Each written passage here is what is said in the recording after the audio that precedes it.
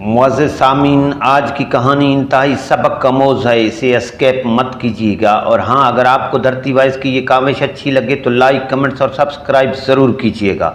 ناظرین، ابو الکلام کہتے ہیں کہ ایک رات کھانے کے وقت میری والدہ نے سالن اور جلی ہوئی روٹی میرے والد کے آگے رکھ دی۔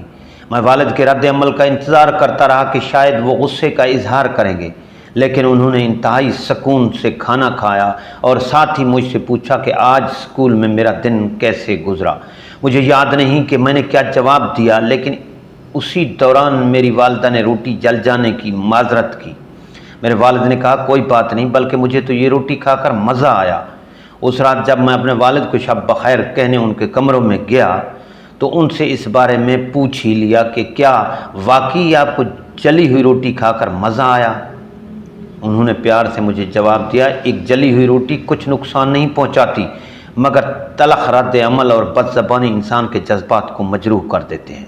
میرے بچے، یہ دنیا بے شمار ناپسندیدہ چیزوں اور لوگوں سے بھری پڑی ہے۔